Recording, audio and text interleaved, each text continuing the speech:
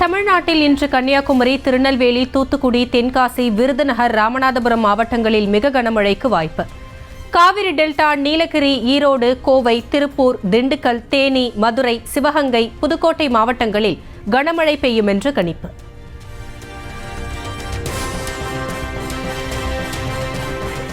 தேனி, உத்தமபாளையம், நெல்லை, அம்பாசமுத்திரத்தில் வெளுத்து வாங்கிய கனமழை.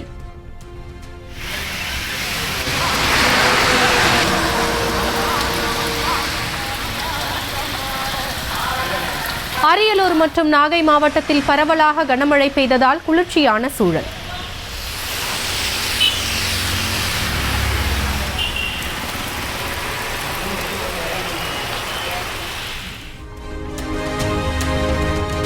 சென்னையில் விண்ணை முட்டியது ஆபரண தங்கத்தின் விலையேற்றம். ஒரு சவரன் ஒரே நாளில் 2400 ரூபாய் உயர்ந்து 97,600 ரூபாய்க்கு விற்பனை.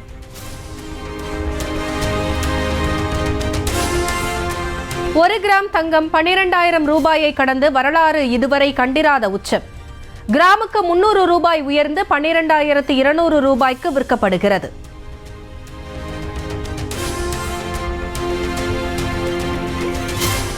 ஓரிரு நாட்களில் 1 லட்சம் ரூபாயை ஒரு சவரன் தங்கம் எட்டும் என்று தகவல். வீட்டு சுப நிகழ்ச்சிகளுக்கு திட்டமிடுவோர் நடுத்தர வர்க்கத்தினர் செய்வதறியாது விழிப்பிதுங்கும் நிலை. தீபாவளியையொட்டி விமான டிக்கெட் கட்டணங்கள் ராக்கெட் வேகத்தில் உயர்வு. சென்னை, மதுரை, திருச்சி, கோவை, டெல்லி உள்ளிட்ட நகரங்களுக்கு வழக்கத்தை விட 5 மடங்கு உயர்வு.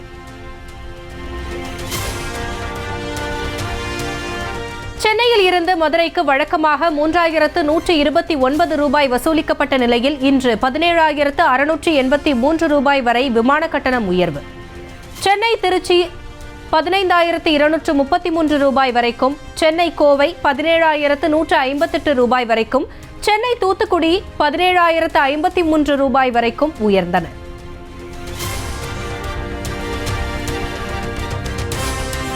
இடைக்காலத்தில் புகுந்தவர்களால் தான் சாதி வேற்றுமை விதைக்கப்பட்டதாக சட்டப்பேரவையில் முதலமைச்சர் மு க ஸ்டாலின் உரை. அனைத்து சாதியினரையும் அர்ச்சகராக்கி இருப்பதாகவும், தந்தை பெரியார், அம்பேத்கர் பிறந்த நாளில் உறுதிமொழி எடுப்பதாகவும் பெருமிதம்.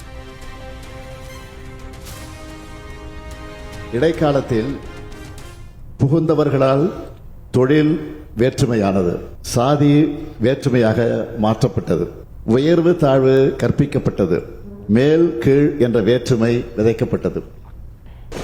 அனைத்து சாதியினரையும் அர்ச்சகராக்கி இருக்கிறோம். பெரியார் பிறந்த நாளிலும் அம்பேத்கர் பிறந்த நாளிலும் இந்த நாடு உறுதிமொழி எடுக்கிறது.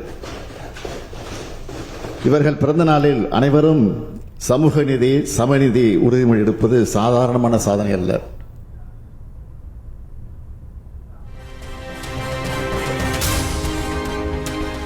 தமிழகத்தில் ஆணவ படுகொலைகளை தடுக்க ஓய்வு பெற்ற நீதிபதி KN பாஷா தலைமையில் ஆணையம் அமைக்கப்படும் என்று சட்டப்பேரவையில் முதலமைச்சர் அறிவிப்பு. அனைத்து தரப்பினரும் அளிக்கும் பரிந்துரைகளின் அடிப்படையில் ஆணவ படுகொலைகளை தடுக்க தனிச்சட்டம் இயற்றப்படும் எனவும் சட்டப்பேரவையில் உறுதி. சீர்திருத்த பரப்புரையும் குற்றத்திற்கான தண்டனையும் வாழும் கேடயமாக முன்னெடுக்கப்பட வேண்டும். இது குறித்து தேவையான பரிந்துரைகள் அளிப்பதற்காக ஓய்வு பெற்ற உயர்நீதிமன்ற நீதிபதி திரு KN பாஷா அவர்கள் தலைமையில் சட்ட வல்லுநர்கள், முற்போக்கு சிந்தனையாளர்கள், மானுடவியல் அறிஞர்களை கொண்ட ஒரு ஆணையம் அமைக்கப்படும் என்பதை என்னுடைய முக்கியமான அறிவிப்பாக இம்மாமன்றத்தில் அறிவிக்கிறேன். இந்த ஆணையம் அரசியல் இயக்கங்கள், சட்ட வல்லுநர்கள், சமூக செயற்பாட்டாளர்கள், பாதிக்கப்பட்ட மக்கள் என அனைத்து தரப்பினர் கருத்துக்களையும் பெற்று இப்பொருள் குறித்து உரிய பரிந்துரைகளை வழங்கும். அதன் அடிப்படையில் தமிழ்நாடு அரசு ஆணவ படுகொலை தடுக்கும் நோக்கில் உரிய சட்டமேற்ற தேவையான நடவடிக்கைகள் எடுக்கும் என்று உறுதியளித்து அமைகிறேன்.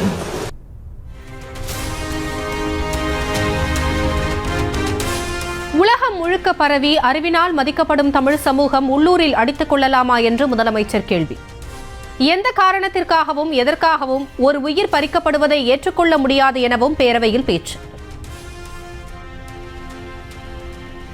உலகம் முழுக்க பரவி அறிவினால் மதிக்கப்பட்டு வரும் நம் தமிழ் சமுதாயம் உள்ளூரில் சண்டை போட்டுக் கொள்வது என்ன நியாயம் என்பதுதான் நம்மை வருத்தும் கேள்வியாக அமைந்திருக்கிறது. எதன் காரணமாகவும் ஒருவரை மற்றவர் கொள்வதை நாகரிக சமுதாயத்தால் ஏற்க முடியாது. கொல்வதை மட்டுமல்ல, பகைப்பதை, சண்டை போட்டுக் கொள்வதை, அவமானப்படுவதை என எதையும் பண்பட்ட வளர்ச்சியுற்ற ஒரு சமுதாயத்தால் ஏற்றுக்கொள்ள முடியாது.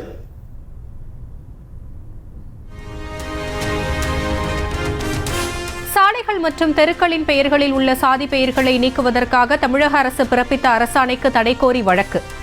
சாலைகள் தெருக்களில் சாதிய பெயர்களை மாற்றுவது குறித்த இறுதி முடிவு எதுவும் எடுக்கக்கூடாது என்று உயர்நீதிமன்ற மதுரை கிளை உத்தரவு. 53 ஆண்டுகள் நிறைந்து 54வது ஆண்டில் அடியெடுத்து வைக்கும் அதிமுக.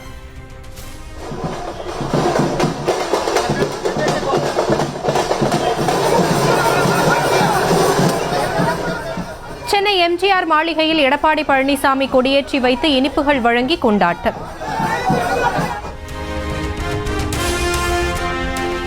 டெல்டா மாவட்டங்களில் போதிய அளவில் நெல் கொள்முதல் நிலையங்கள் திறக்கப்படவில்லை என்று சட்டப்பேரவையில் எதிர்க்கட்சித் தலைவர் இபிஎஸ் புகார்.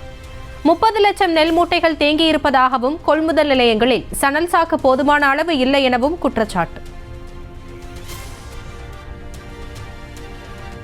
விவசாயிகள் உற்பத்தி செய்யப்பட்ட அந்த நெல் மூட்டைகளை முறையாக நேரடி நெல் கொள்முதல் நிலையத்தில் கொள்முதல் செய்யவில்லை. இன்றைக்கு டெல்டா மாவட்டம் மற்றும் தமிழகத்தில் இருக்கின்ற பல்வேறு மாவட்டங்களில் விவசாயிகள் உற்பத்தி செய்யப்பட்ட நெல்லை முறையாக அரசு நேரடி கொள்முதல் நிலையத்தில் கொள்முதல் செய்யாத காரணத்தினால் இன்றைக்கு டெல்டா மாவட்டத்தில் சுமார் 30 லட்சம் மூட்டைகள் இன்றைக்கு சாலையிலே குவித்து வைத்துக் கொண்டிருக்கிறார். 15 நாட்கள் அந்த விவசாயிகள் அந்த நெல்லை சாலையிலே கொட்டி பாதுகாத்துக் கொண்டிருக்கிறார்கள். கடந்த ஆண்டுடன் ஒப்பிடுகையில் 13 மடங்கு அதிகமாக நெல் உற்பத்தி அதிகரிப்பு என்று சட்டப்பேரவையில் அமைச்சர் சக்கரபாணி விளக்கம். ஞாயிற்றுக்கிழமைகளிலும் நெல் கொள்முதல் செய்யப்படுவதாகவும் இரவு 8 மணி வரை நெல் மூட்டைகள் வாங்கப்படுவதாகவும் பேரவையில் தகவல். இப்பொழுது 1000 மூட்டை தினந்தோறும் வாங்கப்படுகிறது. அங்கே சென்ற சமயத்தில் அவங்க என்ன சொன்னாங்கன்னா, மாலை 6 மணியோடு நிறுத்திடுறாங்க, இரவு 8 மணி வரைக்கும் வாங்கணும்னு சொன்னாங்க. அதுக்கும் உத்தரவு வழங்கப்பட்டிருக்கு. கேட்டுங்க, டெல்டா மாவட்டத்தில் உங்க எம்எல்ஏ கரெக்டெல்லாம் கேட்டுங்க. அதே மாதிரி ஞாயிற்றுக்கிழமையும் வாங்கணும்னு சொல்லிட்டோம். சாக்கு இல்லைன்னு சொன்னீங்க. சாக்கு சுமார் 3 கோடி சாக்கு இல்ல, சாக்கு 3 கோடி சாக்கு இருக்குது, சணல் இருக்குது, தார்பாய் இருக்குது.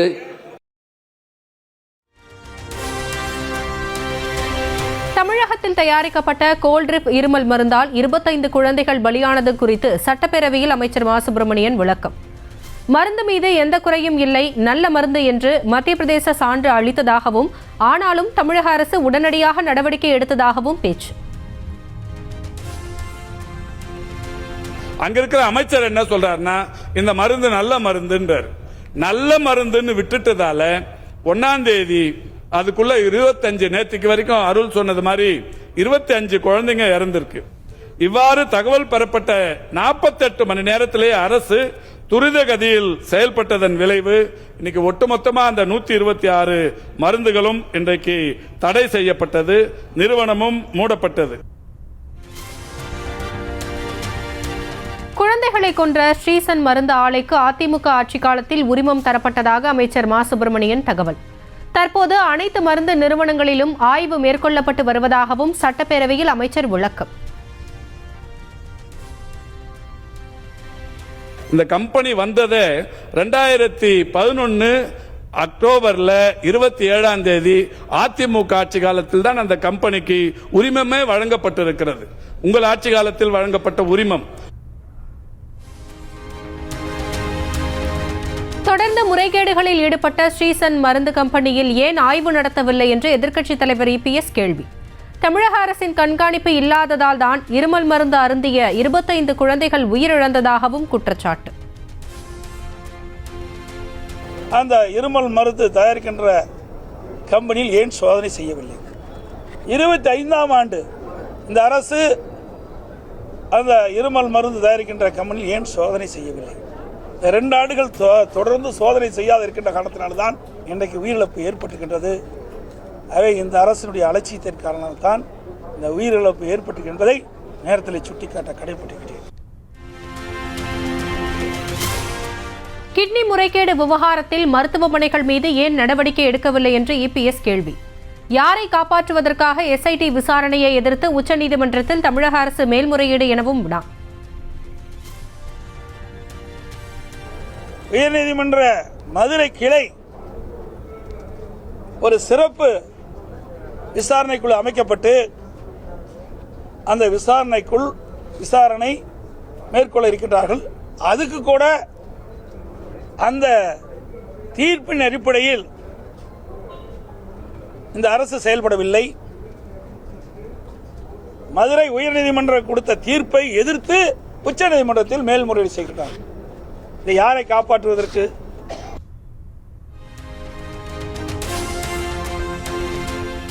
திமுக ஆட்சி என்பது உருட்டுக்கடை அல்வா என்று இபிஎஸ் விமர்சனம். பேட்டியின் போது உருட்டுக்கடை அல்வா பாக்கெட்டுகள் விநியோகம். உருட்டுக்கடை அல்வா இந்த அரசாங்கத்தில் இப்படிப்பட்ட அல்வா தான் கிடைக்கும். 2021ஆம் ஆண்டு இன்றைய முதலமைச்சர் எதிர்க்கட்சி தலைவராக இருக்கின்ற பொழுது சுமார் 525 அறிவிப்புகள் வெளியிட்டார். 10% அறிவிப்பு கூட நிறைவேற்றவில்லை. எல்லாத்துக்கும் அல்வா கொடுத்துட்டாரு. இப்ப இந்த உருட்டுக்கடை அல்வா நீங்க பிரிச்சு படிச்சு பாருங்க. அதிமுக ஒரு திருட்டுக்கடை என்று போக்குவரத்து துறை அமைச்சர் சிவசங்கர் பதிலடி. சேர்க்கை சரியில்லாமல் இபிஎஸ் ரீல்ஸ் அரசியல் செய்வதாகவும் தவைக்கவை மறைமுகமாக சுட்டிக்காட்டி விமர்சனம். சட்டமன்ற அரசியல் மக்கள் மன்ற அரசியலை தாண்டி இப்போ கடைசியா இன்ஸ்டாகிராமுக்கும் ரீல்ஸுக்கும் அரசியல் செய்ய வேண்டிய சூழ்நிலைக்கு தள்ளப்பட்டு விட்டார் என்பதுதான் பாவமாக இருக்கிறது. ஒரு அல்வா பாக்கெட்டை வைத்து கொண்டு அதை வைத்து கதை விட்டிருக்கிறார். உருட்டுக்கடை அல்வா என்றெல்லாம். அவர் தான் இன்றைக்கு திருட்டுக்கடை பழனிசாமியாக இருக்கிறார். இந்த இன்ஸ்டாகிராம் ரீல்ஸ் அரசியல் அவர் ஏன் வந்ததுன்னா சேருவார் தோஷம். இப்போ அவர் யார் கூட சேர்ந்திருக்கிறாருங்கிறது எல்லோருக்கும் தெரியும். சட்டமன்ற நேரலையில் எதிர்க்கட்சியினர் தொடர்ந்து புறக்கணிக்கப்படுவதாக புகார். ஆளுங்கட்சியினர் பேசுவது மட்டும் நேரலை செய்யப்படுவதாகவும் குற்றச்சாட்டு. பாமகவின் சட்டமன்ற குழு தலைவர் தேர்வு தொடர்பாக சபாநாயகர் அப்பாவுவிடம் அன்புமணி தரப்பு எம்எல்ஏக்கள் முறையீடு. தங்களையும் பேச அனுமதிக்குமாறு சதாசிவம் முறையிட்ட போது மறுத்ததால் சபாநாயகரிடம் 3 எம்எல்ஏக்களும் வாக்குவாதம். தமிழக அரசின் இயலாமையை மறைக்க மத்திய அரசு நிதி கொடுக்கவில்லை என்று திமுக பழி போடுவதாக வானதி ஸ்ரீனிவாசன் குற்றச்சாட்டு. மத்திய அரசு இதுவரை 17.15 கோடி ரூபாய் நிதி வழங்கியுள்ளதாகவும் விளக்கம். தவிக தலைவர் விஜய் பங்கேற்ற கூட்ட நெரிசலில் சிக்கி 41 பேர் உயிரிழந்த வழக்கை விசாரிக்க கரூருக்கு சென்றது சிபிஐ. சென்னை உயர்நீதிமன்றத்தால் அமைக்கப்பட்ட எஸ்ஐடியில் இருந்த அதிகாரி திருமால் சிபிஐ அதிகாரிகளுடன் சந்திப்பு. தவிகவின் அங்கீகாரத்தை ரத்து செய்ய வேண்டும் என்று கோரி வழக்கறிஞர் தாக்கல் செய்த மனு. தமிழக வெற்றிக் கழகம் அங்கீகரிக்கப்பட்ட கட்சி அல்ல என்று தேர்தல் ஆணையம் சென்னை உயர்நீதிமன்றத்தில் தகவல். மக்கள் பிரச்சினைகளை பேசாமல் கூட்டத்தை முடித்துவிட்டதாக கூறி மதுரை மாமன்றத்தில் அதிமுக கவுன்சிலர்கள் தர்ணா.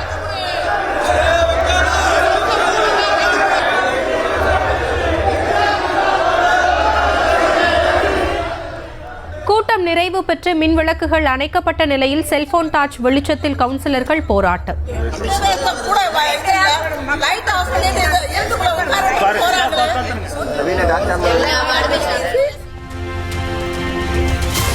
ஃபாக்ஸ்கான் நிறுவன முதலீடு விவகாரத்தில் அமைச்சர் டிஆர்பி ராஜா பாமக தலைவர் அன்புமணி இடையே நாளுக்கு நாள் வலுக்கும் வார்த்தை மோதல். அமைச்சரை போல் பேச வேண்டுமே தவிர முதலீடு கண்டிப்பாக வரும் என்று குடுகுடுப்பைக்காரரை போல் பேசக்கூடாது என்று காட்டமாக விமர்சனம். சென்னையில் விசிக தலைவர் திருமாவளவனின் கார் மோதியதாக கூறி தகராறில் ஈடுபட்டதால் வழக்கறிஞர் தாக்கப்பட்ட சம்பவம். இரு தரப்பினரும் அளித்த புகாரின் அடிப்படையில் இருதரப்பு மீதும் 2 பிரிவுகளின் கீழ் பூக்கடை போலீசார் வழக்கு பதிவு. வழக்கறிஞர் ராஜீவ்காந்தி தாக்கப்பட்ட விவகாரத்தில் இருதரப்பு மீதும் எதன் அடிப்படையில் வழக்கு பதிவு செய்யப்பட்டது என்று காவல்துறையிடம் சென்னை உயர்நீதிமன்றம் கேள்வி. சம்பவ இடத்தில் உள்ள சிசிடிவி பதிவுகள் உதவியுடன் 2 வாரத்தில் விசாரணை நடத்தி அறிக்கை தாக்கல் செய்ய உத்தரவு.